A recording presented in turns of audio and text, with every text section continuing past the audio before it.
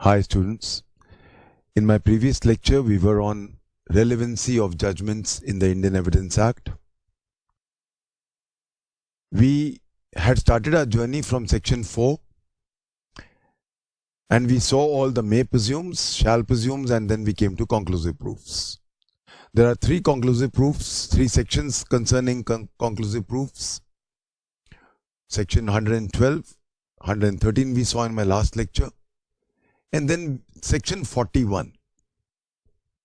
Now section 41 forms a part of the chapter of relevancy.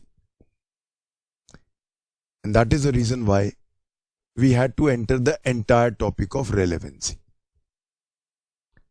The entire topic of relevancy starts from section 5, which lays down the basic principles of relevancy. The matters which will come under relevancy, sections 6 to 55. One of the parts of relevancy, the entire topic of relevancy can be divided into subheads. One of the subheads is relevancy of judgments, admissibility of judgments. We first saw in my previous lecture, section 40, that whenever a judgment, order or decree is hit by res judicata or it is hit by double jeopardy, then that judgment, order or decree is relevant to be produced. Whenever the question comes up whether the court should take cognizance or carry on with the trial or continue with the trial of the matter which has already been decided in a judgment, order or decree. We saw in detail all the aspects of section 40. We had started section 41 in my previous lecture. Section 41 deals with judgments in rem. I had started discussing judgments in rem in my previous lecture. Judgments in rem basically means general. Personam basically means specific. In particular, a particular matter. Judgments regarding a particular matter. Judgments in rem give a legal status. They give, take or change a legal status, not only vis-a-vis the party, the other party, the opposite party, but against the whole world. I gave you the example of a divorce case. It gives us a right against the whole world. I also referred to probate. Of course, we have not discussed probate. I'll be discussing it now. So how do I write? As I told you, judgments in rem, judgments in personam are questions which will come in mains. They can also occur in the prelims. We must be clear in our concepts. They may also be asked in interview. बहुत बार पूछा है. एक तरफ है judgement in rem, दूसरी तरफ we have judgments in personam. Judgments in personam basically एक judgment एक पर्टिकुलर मैटर पे जो सिर्फ और सिर्फ दोनों पार्टीज को बाइंड करता है. That judgment does not affect others. That judgment does not give you a legal status, does not take away a legal status, does not change your legal status. Judgments in personam वो होती हैं जब दो parties, जब plaintiff ने suit डाला, defendant ने उसको डिफेंड किया, जजमेंट आ गई, ट्रायल चला, जजमेंट आ गई, डिक्री आ गई. वो डिक्री उन दोनों को बाइंड करती है और उन दोनों के खिलाफ या फेवर में राइट्स देती है vis a vis each other only, stressing the word only. Let's take a case.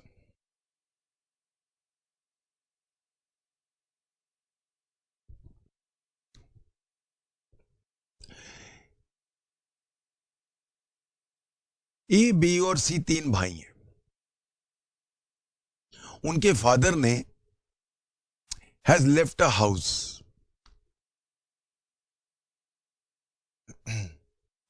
और उन्होंने मरते वक्त बड़े भाई को कहा, ए बड़ा भाई है, इसे तुम तीनों आपस में बांट लेना. ए ने एक घर बांटा, बड़ा भाई है, थोड़ा बुली है.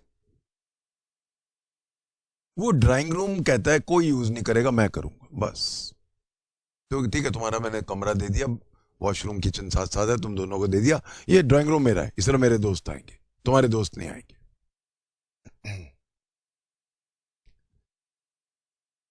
बी जो एक भाई है वो सूट डाल देता है ए के खिलाफ कि मेरे दोस्त कहां जाएंगे, इसीलिए मुझे ड्राइंग रूम यहां अलाउ किया जाए.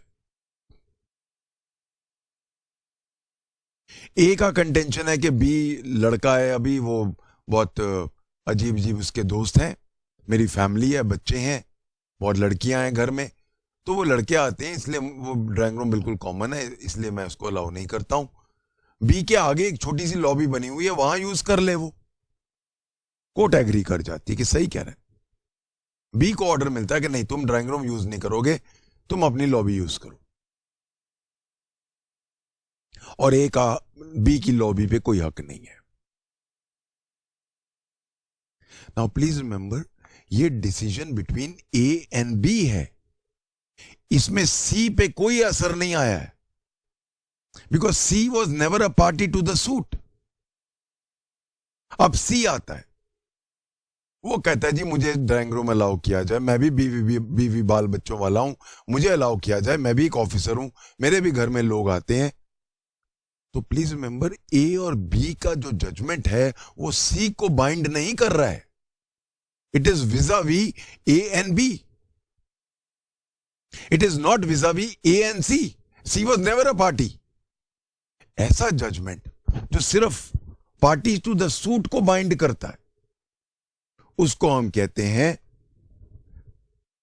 Judgement in personam. Judgments in पर्सोनम.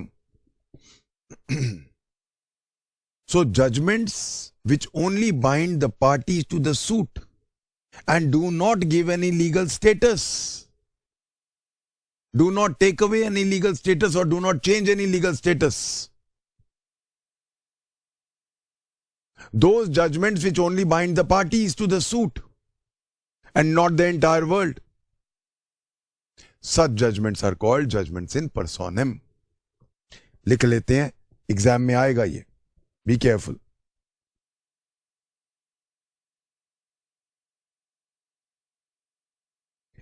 Judgments affecting the legal status of some subject.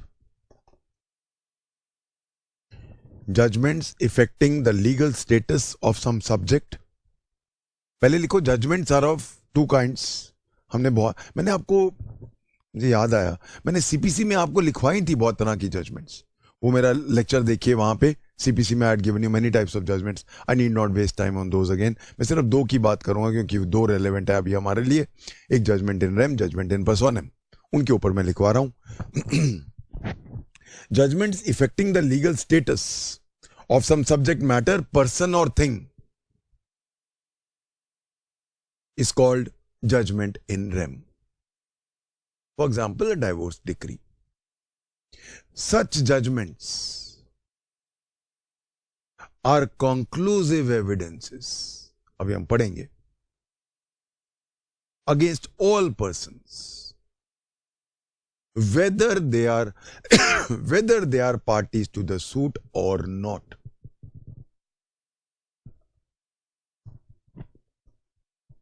A judgment in rem means judgment in a general sense.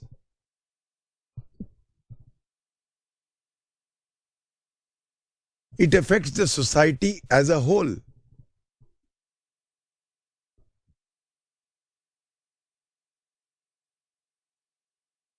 It is pronounced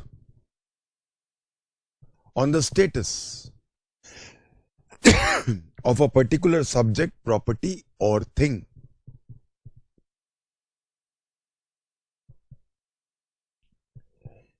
A judgment in rem is binding not only against the parties to the case, but is binding against the whole world.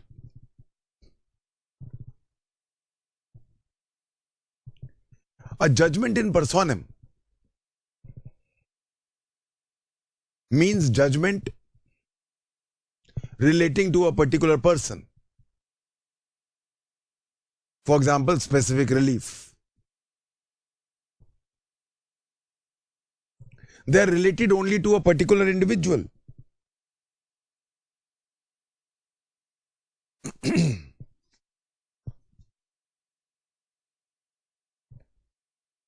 Judgments in personam are ordinary judgments, not affecting the status of any subject matter, person, or thing. Not affecting the status of any subject matter, person, or thing permanently. In such judgments, only the rights of the parties to the suit are determined. Such judgments bind only the parties to the suit and act as res judicata against them for subsequent suits.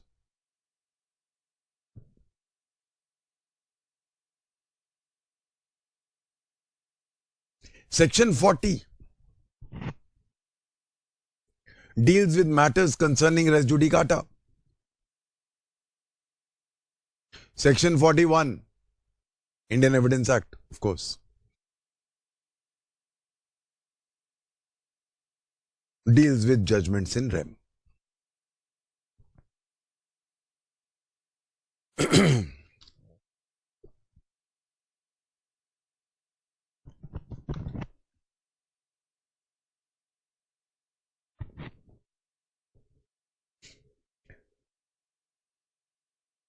Section 41 की बात करते हैं.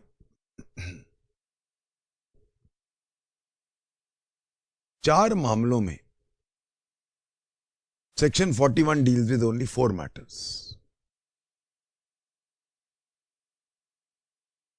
Those 4 matters are matrimonial matters,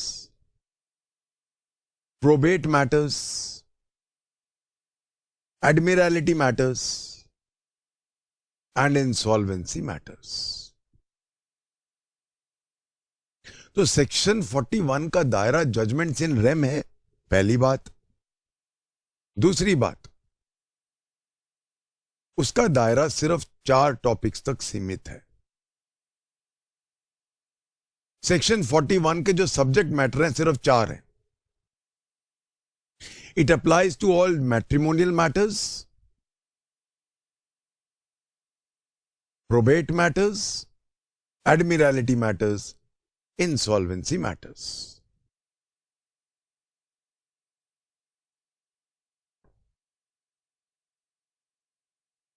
Matrimonial matters, divorce, जो final हो जाते हैं.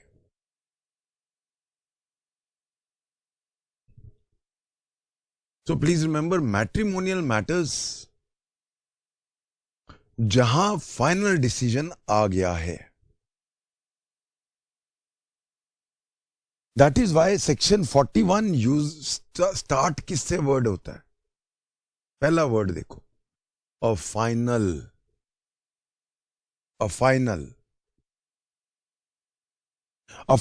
judgment order or decree.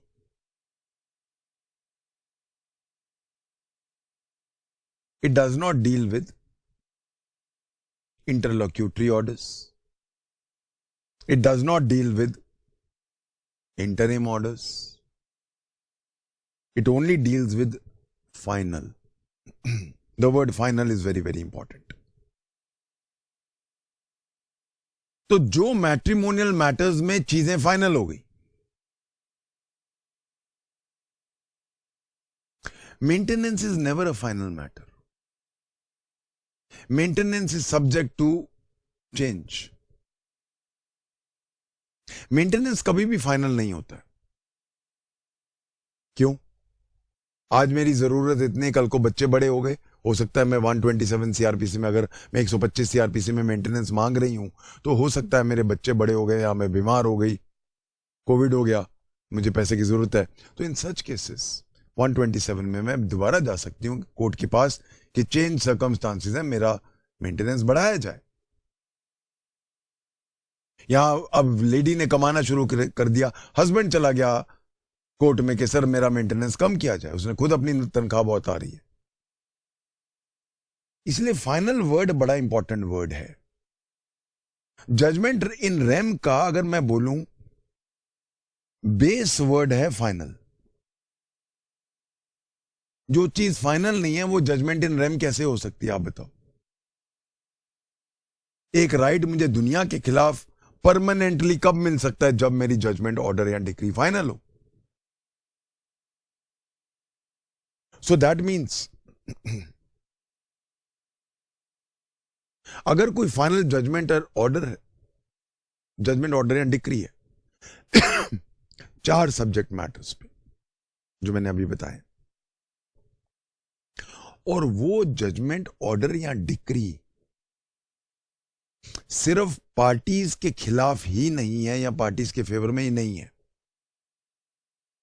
But पूरी दुनिया को इन्वॉल्व करती है, लीगल स्टेटस इन्वॉल्व करती है, तो वो रेलेवेंट है सेक्शन 41 में. सेक्शन 41 हमारा 2 पार्ट्स में डिवाइड किया जा सकता है. सेक्शन 41 का पहला पार्ट है रेलेवेंसी, दूसरा पार्ट है कॉन्क्लूसिव प्रूफ.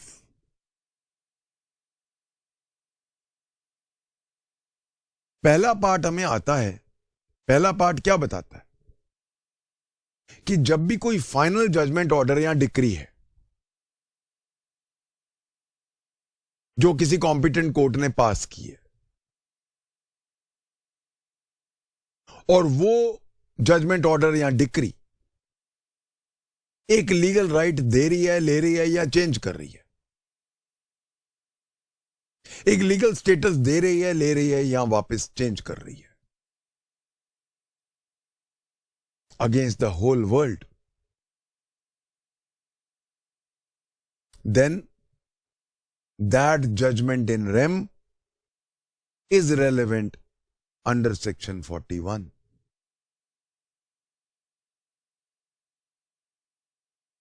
ये पहला पैरा उसको डील करता है. पैरा 2 डील करता है कि ये जजमेंट्स इन रेम, क्योंकि फाइनल है और ये राइट पूरी दुनिया के खिलाफ मिल रहा है, तो ये judgments in rem conclusive proofs हैं. ये जजमेंट्स कॉन्क्लूसिव प्रूफ हैं. आप एक बार ये जजमेंट फाइनल हो गई, प्रिजम्पशन नहीं है, फाइनल कॉन्क्लूसिव प्रूफ है. किस चीज का? ये राइट मुझे कब मिला, ये राइट मुझे कब मिला? मेरा आज डाइवोर्स हुआ है. अगर मैंने परसों यानी डे बिफोर यस्टरडे शादी कर ली थी, तो वो बीएमए में आएगा, क्योंकि अभी तक मेरा डाइवोर्स इन एंटिसिपेशन नहीं था. There is nothing called marriage in anticipation of divorce. ऐसे नाम की कोई चीज नहीं है. So that is the reason why ये बहुत इंपॉर्टेंट है कि ये राइट मुझे कब से मिला, जो मेरा स्टेटस चेंज हुआ है वो कब से हुआ है, कहां से पता चलेगा, क्या चीज सबसे अच्छी चीज क्या है ये चीज प्रूव करने के लिए, वो जजमेंट, वो डिक्री, वो ऑर्डर. तो दैट जजमेंट, ऑर्डर और decree becomes a conclusive proof as to when this right accrued to me or when this right changed. दूसरा एस्पेक्ट क्या है कंक्लूसिव प्रूफ का? किसको मिला, किसको मिला? मेरे विल है, मेरे फादर, मेरे 3 भाई हैं, सपोज हम 4 भाई हैं, 3 भाई बहुत निकम्मे हैं, अंडरवर्ल्ड में चले गए हैं, डॉन्स बन गए हैं. मेरे फादर को चिढ़ थी, बिफोर ही डाइड उन्होंने पूरी प्रॉपर्टी मेरे नाम कर दी कि वो तीनों निकम्मे मेरा नाम खराब कर दिया. He did not like them because they took a wrong road.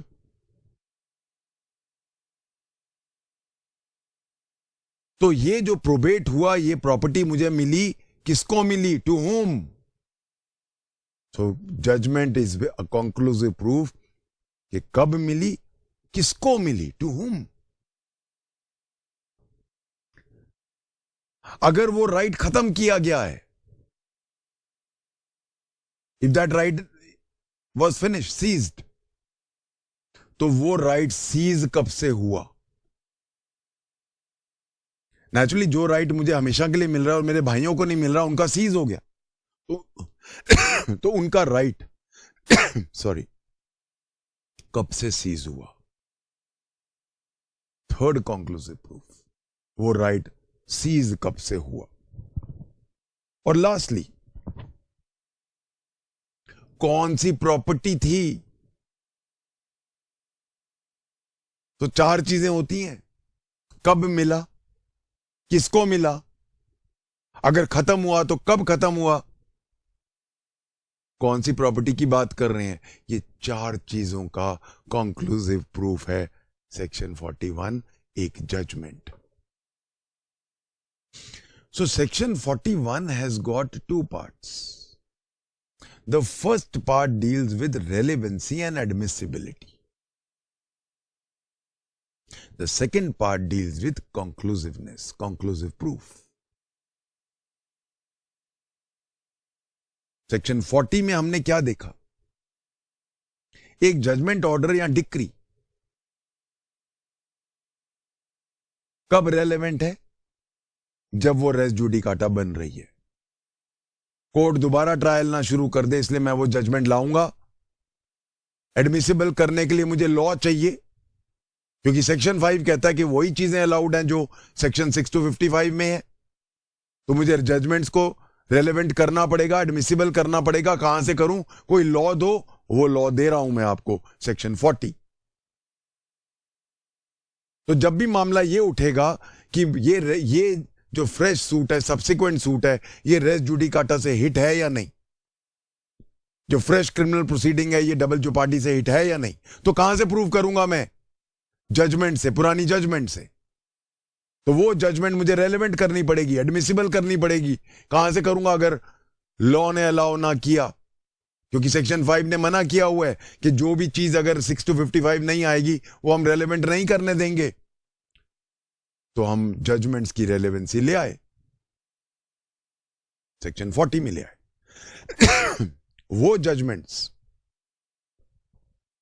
जो रेस जुडिकाटा बनेंगी, वो ऑर्डर या डिक्री जो रेस जुडिकाटा बनेंगी, या अगर क्रिमिनल लॉ की बात करें, वो जजमेंट्स जो डबल जोपार्टी से हिट होंगी, वो रेलेवेंट हैं जब कोर्ट को यह डिसाइड करना हो कि उसको कॉग्निजेंस लेना है कि नहीं, या ट्रायल चलाना है कि नहीं. 41 डील कर रहा है जब मैंने आपका लीगल स्टेटस चेंज कर दिया 4 मामलों में, तो वो रेलेवेंट है. वो जजमेंट जिसने आपका लीगल स्टेटस चेंज कर दिया, दे दिया, ले लिया, वो रेलेवेंट है? कहां से प्रूव करूंगा कि घर मेरा है? कहां से प्रूव करूंगा कि मेरा डाइवोर्स हो गया है? जजमेंट चाहिए। उस जजमेंट को अंदर कहां से लाऊंगा मैं कोर्ट में? एडमिसिबल कैसे करूंगा? सेक्शन 5 ने मेरे हाथ बांधे हुए हैं, एंड ऑफ नो अदर्स लिख के। तो दे रहे हैं ना आपको, 41 दे रहे हैं आपको, इसलिए बनाया गया। इन सेक्शंस को बहुत मुश्किल माना जाता है। I don't know why. I hope किसी को लग नहीं रहा होगा मुश्किल, आसान। बहुत सारे मेरे पास जो बच्चे आते हैं वो कहते हैं सर बड़ा मुश्किल है। I hope you know nobody is finding it difficult. Let's go to section 41। 2 parts में इसको पढ़ेंगे। लेट्स सी।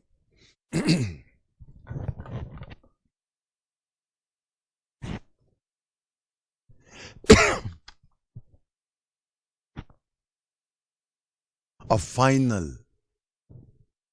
judgment, order or decree.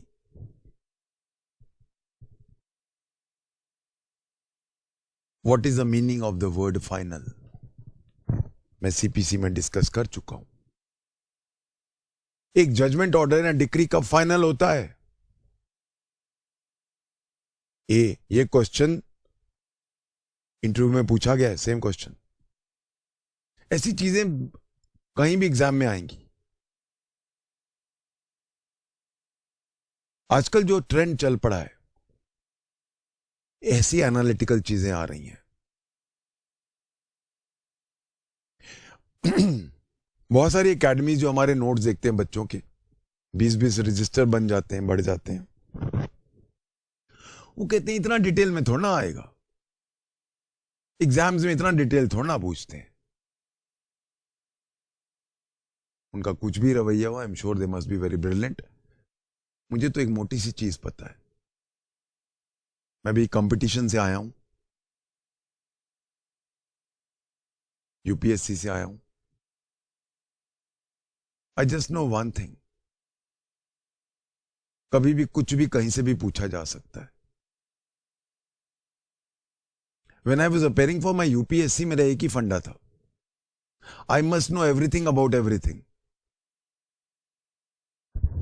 खासकर जब हम जनरल स्टडीज में आते हैं तो बहुत वास्ट सब्जेक्ट है।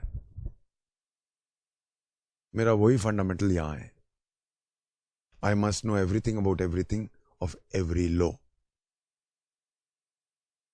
नो डाउट हार्ड वर्क है, मेरे लिए भी, आपके लिए भी, मेरे लिए ज्यादा।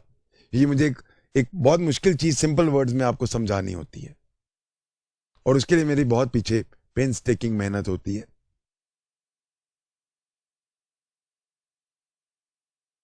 बट एक बार एक एक वर्ड आपको आता है,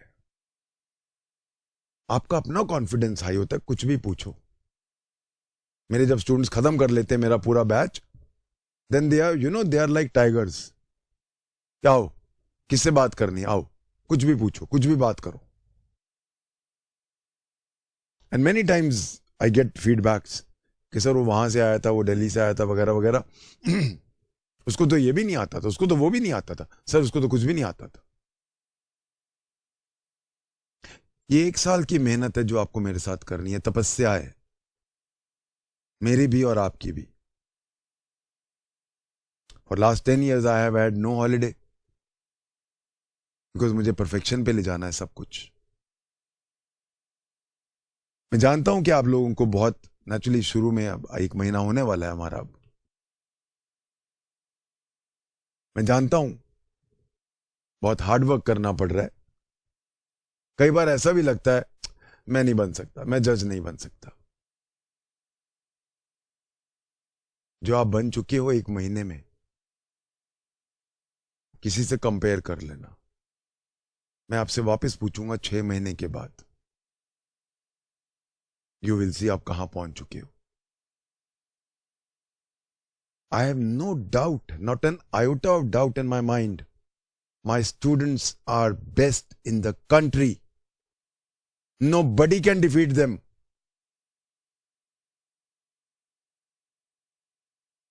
I try to give you the best, and I know my students also work 10 hours a day. I know these students are working 10 hours a day. मैं आप लोगों का, आई एम अ पुलिसमैन, मैं आपका रोज सना sir के साथ बैठ के आपका रिकॉर्ड वो देख लेता हूं, कौन से नंबर्स ने क्या क्या लॉग इन कब किया हुआ है. And I'm very proud to say that most of you are studying for 7 to 8 hours a day. तपस्या है ये, पर इस तपस्या का फल बहुत मीठा होगा, मेरी बात याद रखना. इसीलिए जब कभी लगे मैं नहीं कर सकता, वो इसलिए लग रहा है क्योंकि पहली बार आपको इतना डिटेल पता चल रहा है कि लॉ ये भी है. इवन कुछ टॉपर्स हैं आप में जो मुझे मैसेज भी करते हैं, फोन भी करते हैं कि सर हम टॉपर्स हैं, पर आपका अब ये लॉ पढ़ के लग रहा है हमें तो कुछ नहीं आता. दिस वेरी फीलिंग कि आपको लगना शुरू हो गया है कि मुझे कुछ नहीं आता, shows that you are on the right track. अब आपको पता चल रहा है कि मुझे ये इस डेप्थ में जाना है, और बहुत जल्दी आप देखोगे another 2-3 months आप खुद अपना बैरक उठाओगे, खुद समझना शुरू कर दोगे. जैसा कि मैंने बोला है, सारे स्टूडेंट्स मुझे जाते हुए क्या एक ही कॉम्प्लीमेंट देके जाते हैं, thank you sir, you taught us how to read law. You will also say the same thing. You will interpret law yourself. और तभी आप जज हो, क्योंकि जज बन के आपने लॉ इंटरप्रेट करना है, वो आप अभी से शुरू करोगे. By the time we finish, you will have mastered every law. कुछ लोगों का नेचुरल है कि exposure to law was not very good. Not all institutions teach law in the best way. I'm aware of this. कुछ लोगों का अच्छा होगा, कुछ लोग पीछे होंगे, कुछ लोग मेरे टॉर्टोइजेस हैं जो धीरे धीरे चल रहे हैं, कुछ हैं जो रैबिट्स हैं जो तेज भाग रहे हैं. पर डोंट वरी, एंड लाइन तो सबकी एक ही, रास्ता एक ही है. तो जो थोड़ा धीरे चल रहे हैं, डोंट यू वरी. 6-7वें महीने में, in the 7th or 8th month, you will be galloping like a horse. All of you will reach the finish line. Trust me.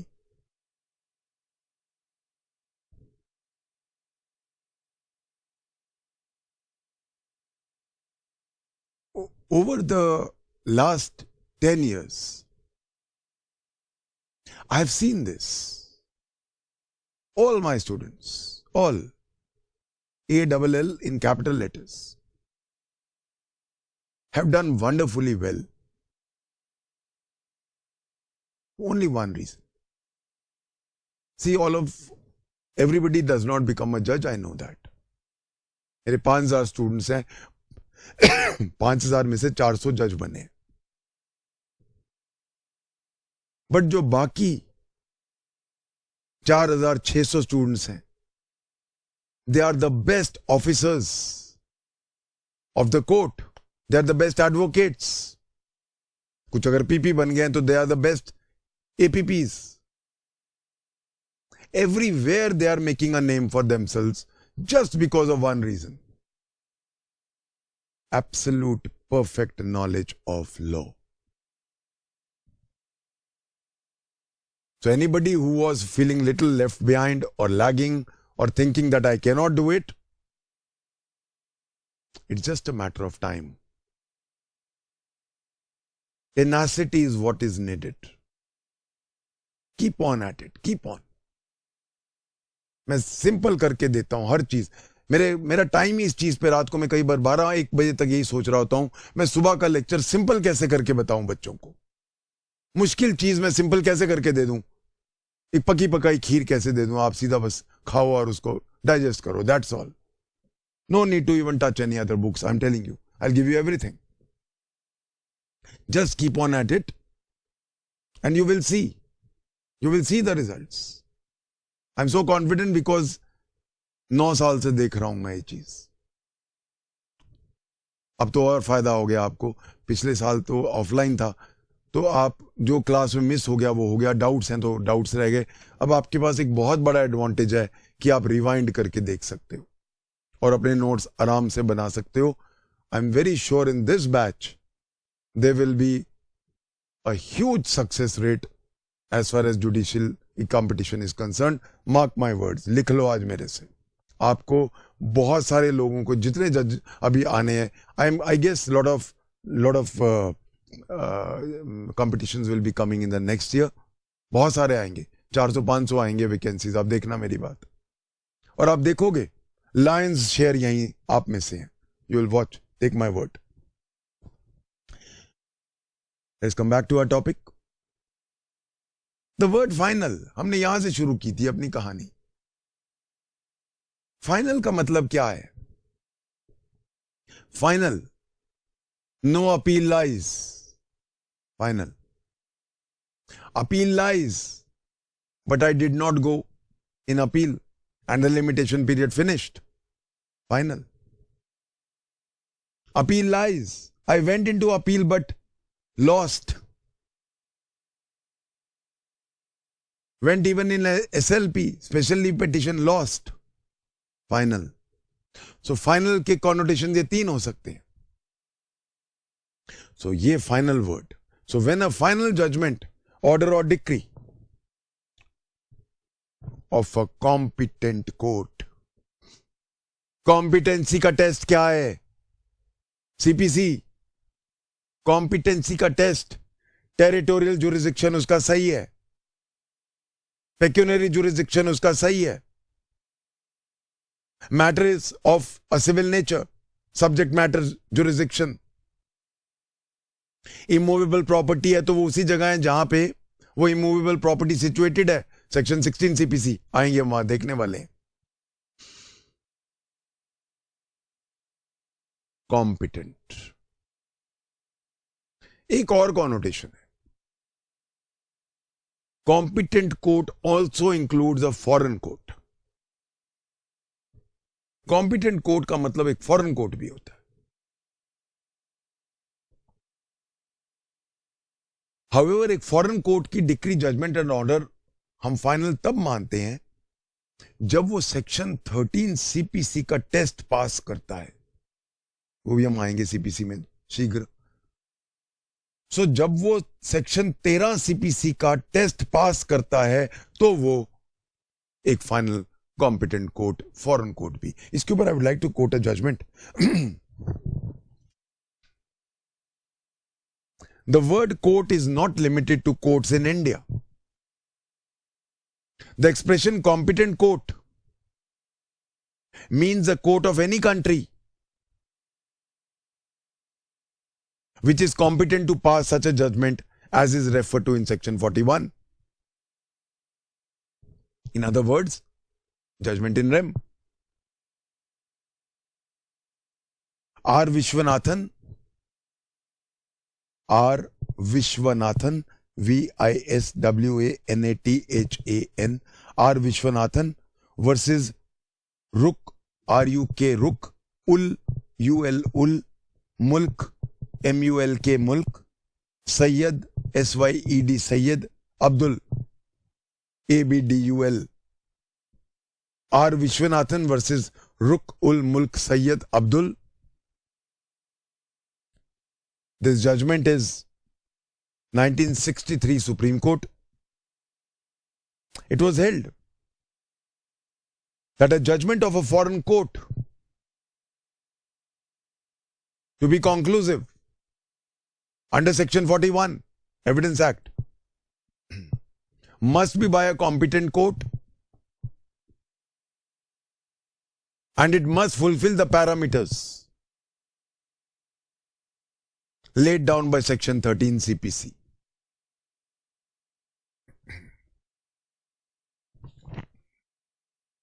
Let's come back to section 41.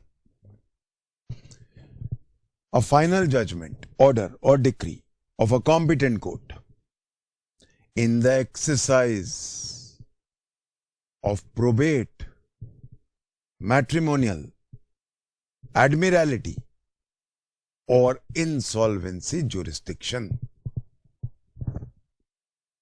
Prelims का question है ये. What jurisdictions does section 41 deal with? Let's give a small discussion. Let's have a small discussion on these four matters. What do I mean by probate? Let's understand the meaning of the word probate. Probate will का होता है. See, whenever a person dies, the devolution of his property can be in two ways. जब भी कोई आदमी मरता है उसकी प्रॉपर्टी का डेवोल्यूशन के दो तरीके होते हैं. एक बाय विल, एक इंटेस्टेट.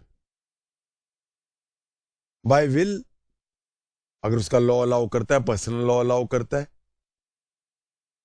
या अगर वो सेकुलर लॉ में जाना चाहता है तो इंडियन सक्सेशन एक्ट में जा सकता है. दूसरा तरीका है अगर उसने विल ना बनाई तो फिर अब वो जाएगा इंटेस्टेट. इंटेस्टेट,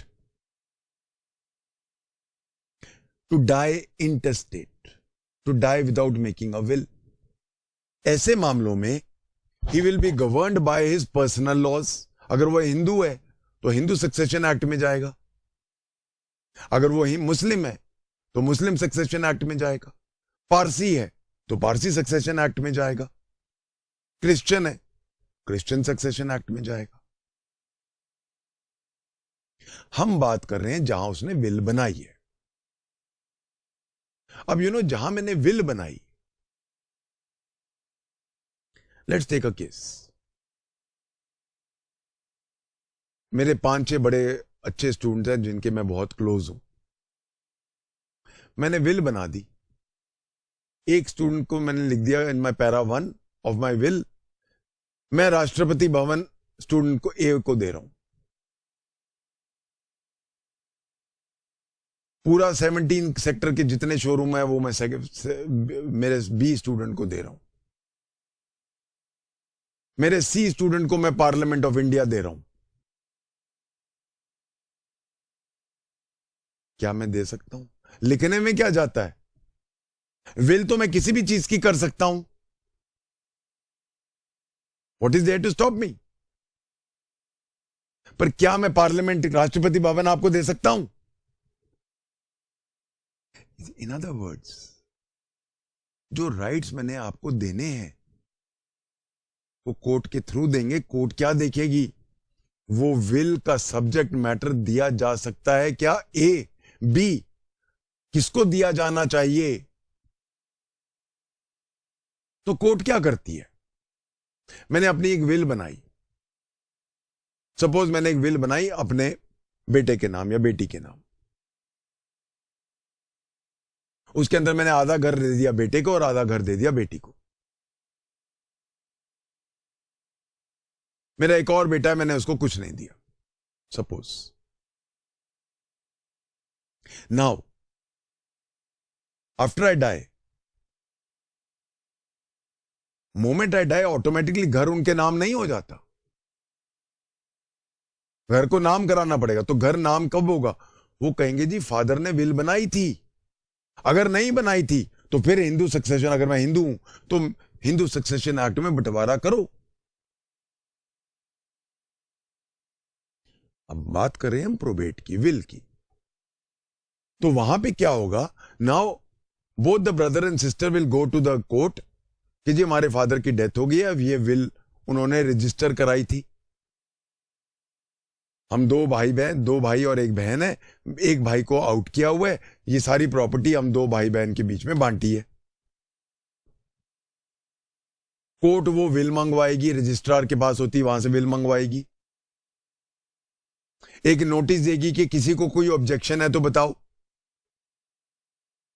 जरूरत पड़े तो हम न्यूज़पेपर में डाल देंगे कि इस दिन हमने प्रोबेट करनी है, इस दिन हमने ऑर्डर देना है. What do you mean by probate? Probate का मतलब क्या होता है? To try, to test, to prove, ये होता है probate.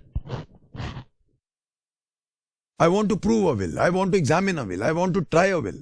Test a will. Probate. तो अब मैं क्या करूंगा? मैं एक रजिस्ट्रार से पहले विल मंगवाऊंगा. स्टेप नंबर 2, मैं नोटिस दूंगा. अगर किसी को उस विल पे कोई ऑब्जेक्शन है या कुछ अपना क्लेम लेके आ रहा है तो फलां डेट को आ जाओ, मैं प्रोबेट करने वाला हूं. अब जैसे दूसरे भाई को पता चला, उसको नोटिस मिल गया या जो भी रीजन था, न्यूज़पेपर में कोर्ट डाल देता है. ये आप देखा करो न्यूज़पेपर में, ये विल के ऊपर बहुत सारे प्रोबेट के नोटिस आए होते हैं.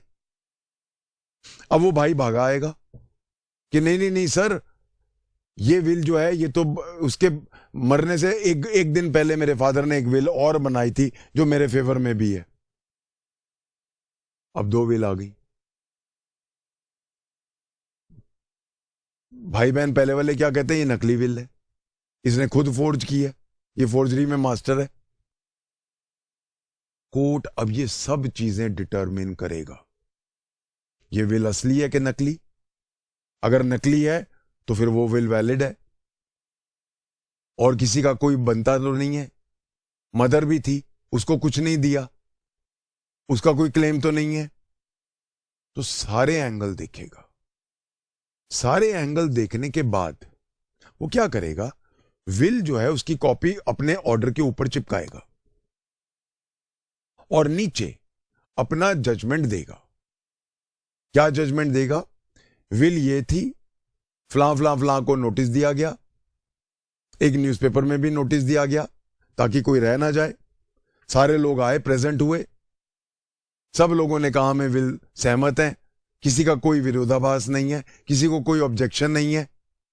तो मैं ये जो विल की चीज है ये एग्जिस्ट करती है, ये प्रॉपर्टी एग्जिस्ट करती है, इसलिए आज इस डेट से मैं उस प्रॉपर्टी का आधा हिस्सा, ये वाला हिस्सा, ये वाला जो नॉर्थ फेसिंग है वगैरह वगैरह, ये बेटे को देता हूं और ये वाला हिस्सा मैं बेटी को देता हूं.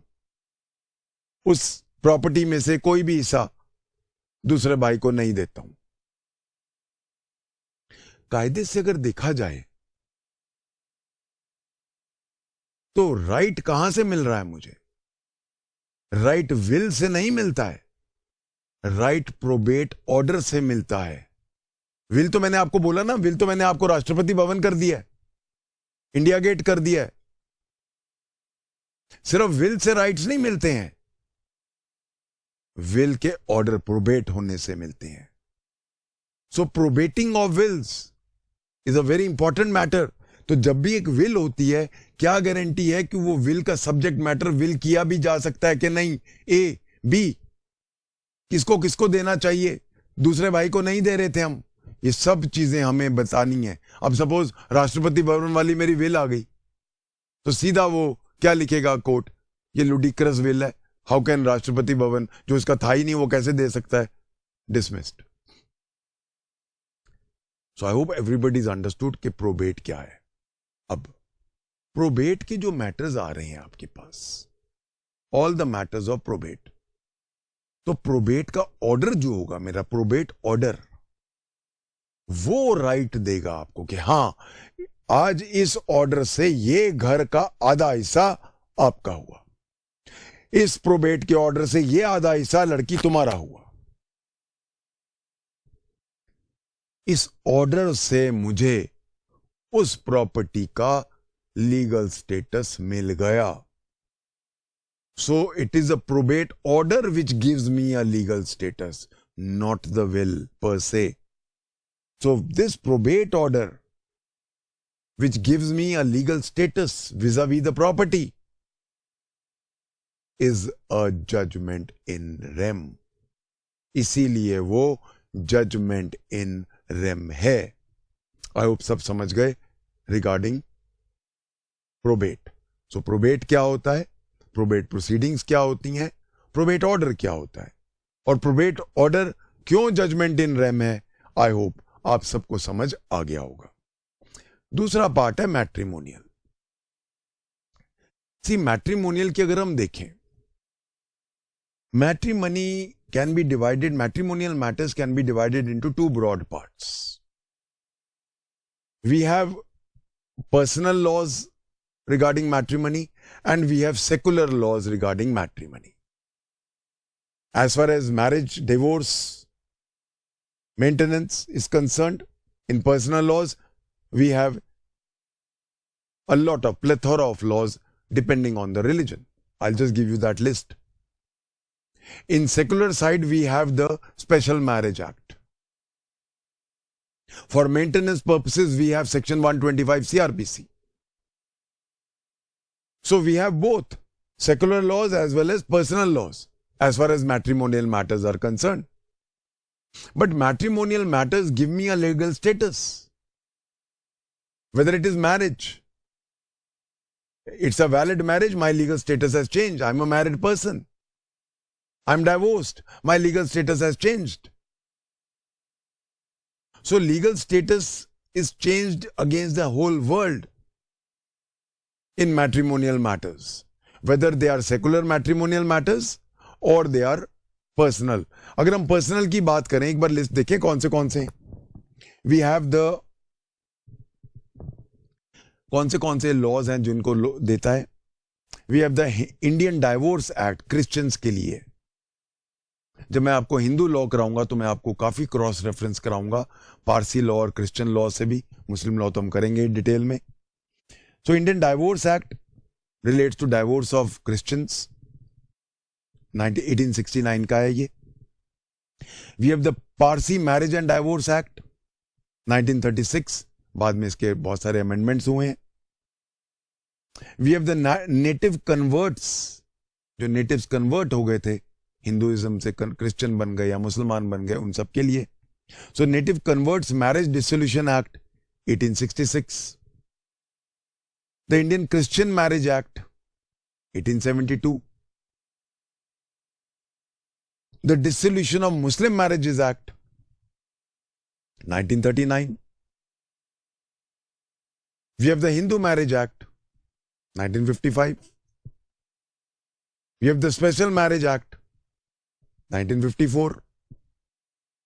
We even have now the Anand Karaj Act. तो हमारे पास बहुत सारे ये सारे पर्सनल लॉज हैं मैट्रिमोनियल. मोस्टली हम किसकी बात करते हैं इन चीजों में? Marriage and divorce. ये दो मेन मैटर्स होते हैं जो लीगल स्टेटस चेंज करते हैं. तो नेचुरली ये मामले सारे के सारे जो जजमेंट्स हैं जो मेरा लीगल स्टेटस चेंज कर देंगे इन मामलों में, वो सारे कहां आएंगे? They will all come under as judgments in rem. My third jurisdiction is the admiralty jurisdiction. Admiralty jurisdiction क्या होता है? Admiralty jurisdiction deals with the sea. सी के ऊपर जो लॉ बनता है वो बड़ा ट्रांजिटरी होता है, क्योंकि आज कमर्शियल एंड प्राइवेट जो सी के हमारे शिप्स होते हैं वगैरह वगैरह जो आते हैं, वो नेचुरली उनका ट्रेड का ज्यादा काम होता है. तो बहुत सारे जजमेंट्स होते हैं जो हमेशा के लिए उनके ऊपर जो बाइंडिंग होते हैं, जो लीगल स्टेटस चेंज करते हैं. हमारे पास मर्चेंट शिपिंग एक्ट है 1958 का. अगर हम देखें, एडमिरलिटी का जुरिस्डिक्शन नेचुरली कहां होगा? जहां पे सी होता है. तो नेचुरल है कि जैसे बॉम्बे हो गया, मुंबई हो गया, चेन्नई हो गया, ये सब जो होंगे ये इनके कोर्ट्स के पास एडमिरलिटी जुरिस्डिक्शन होगा, क्योंकि जहां सी होगा वहीं एडमिरलिटी जुरिस्डिक्शन होता है. तो admiralty jurisdiction always deals with the matters concerning sea. तो शिप्स के ऊपर कोई अगर कॉजेज ऑफ एक्शन हो जाते हैं, ऑफेंसेस हो जाते हैं, ये सब एडमिरलिटी जुरिस्डिक्शन के अंदर आते हैं. तो इनके जजमेंट्स जो फाइनल हैं वो भी हमारे जजमेंट्स इन रेम है. Normally admiralty jurisdiction is with the high court. Latest patent जो एक्ट है उसने हाई कोर्ट्स को ये एडमिरलिटी जुरिस्डिक्शन दिया हुआ है और वही इस चीज से डील करते हैं. चौथा जो हमारा जुरिस्डिक्शन है वो है इंसॉल्वेंसी. इंसॉल्वेंसी जो हम देखें, अगर इंसॉल्वेंसी पे 2016 तक कोई कॉम्प्रिहेंसिव लॉ नहीं था. पर्सनल इंसॉल्वेंसी जो है कायदे से थी दो टाइप की इंसॉल्वेंसीज होती हैं. इंसॉल्वेंसी का मतलब क्या होता है? दिवालिया निकल जाना. आई एम अनएबल टू पे माई डेट्स.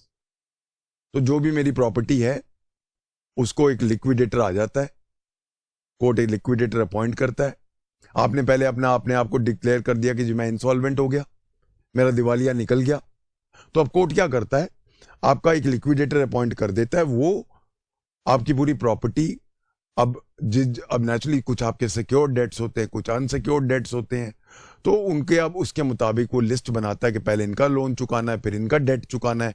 तो वो पूरा अब जितनी आपकी प्रॉपर्टी है उसके मुताबिक जितना कवर हो सकता है उतनी प्रॉपर्टी आपकी बेच के सबका पूरा वो जितना दे सकता है. तो सबको तो नहीं मिलता है क्योंकि तभी तो दिवालिया निकला है, तो उनको उनका पैसा चुका दिया जाता है. तो नेचुरली आपकी प्रॉपर्टी गवर्नमेंट या कोर्ट ले लेती है, लिक्विडेटर के नेचुरली उसके जो रिपोर्ट होती है उसके मुताबिक बेच के ऑर्डर देती रहती है और डेट चुकते रहते हैं. अगर हम अपना इंसॉल्वेंसी का लॉ देखें तो इंसॉल्वेंसी का लॉ हम दो पार्ट्स में डिवाइड कर सकते हैं. पर्सनल इंसॉल्वेंसी, एक पर्सनल आदमी की इंसॉल्वेंसी, या एक कॉर्पोरेट इंसॉल्वेंसी, कंपनीज की इंसॉल्वेंसी, पार्टनरशिप की इंसॉल्वेंसी. ये सब आते हैं. इनके ऊपर नेचुरली क्योंकि दो तरह के हैं तो हमारे पास दो अलग अलग तरह के लॉज थे. तो 2016 से पहले वी हैड द पहला अगर हम बात करें पर्सनल की तो प्रोविंशियल इंसॉल्वेंसी एक्ट था 1920 का, जो पर्सनल जो हमारी please remember personal insolvency is a state list subject. वो स्टेट लिस्ट में आता है हमारे शेड्यूल 7 के अंदर. वो स्टेट लिस्ट, स्टेट का मामला है, तो स्टेट लॉज बनाती है, इसीलिए प्रोविंशियल नाम था इसका. तो प्रोविंशियल इंसॉल्वेंसी एक्ट 1920. उसके बाद अगर हम पार्टनरशिप की बात करें तो we had limited liability partnership act 2008. अगर हम अब बात कर रहे हैं द कॉर्पोरेट लायबिलिटीज तो उसके अंदर हमारे पास था कंपनीज एक्ट 2013 कंपनीज एक्ट, जिसके अंदर इंसॉल्वेंसी वगैरह डिक्लेयर करते थे. इंडस्ट्रीज के लिए we had the sick industrial companies act 1985. फिर एक लॉ आया 2002 में called the SARFAESI act, SAR,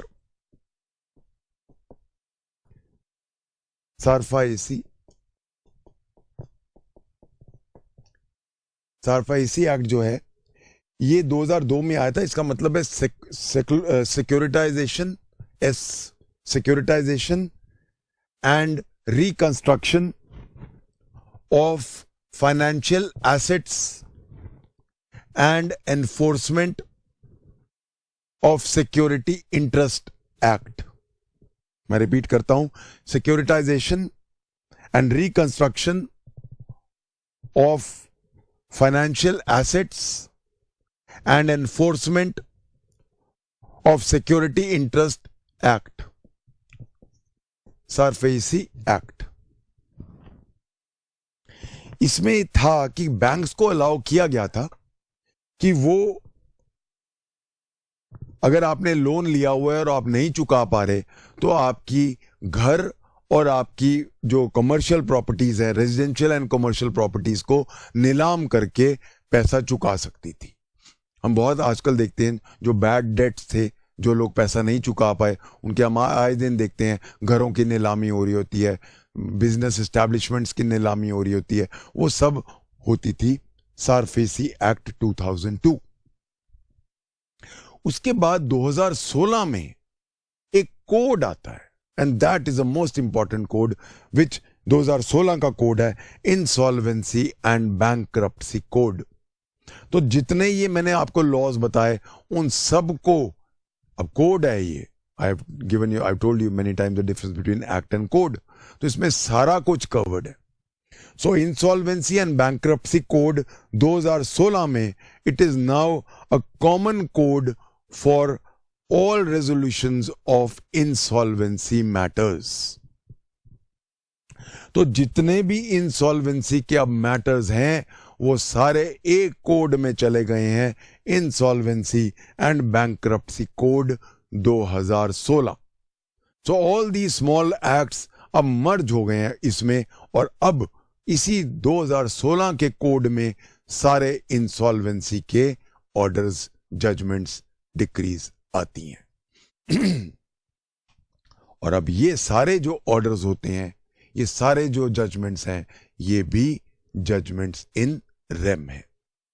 so I hope everybody is understood these 4 jurisdictions जो कवर होते हैं हमारे सेक्शन 41 में।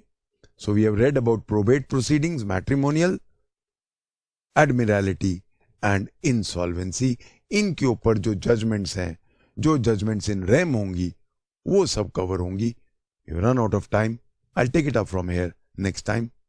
सेक्शन 41 से ही हम अभी तो शुरुआत की है, अभी बहुत कुछ खत्म करना है मैंने इसमें। So we'll take it up from here next time. Thank you. God bless.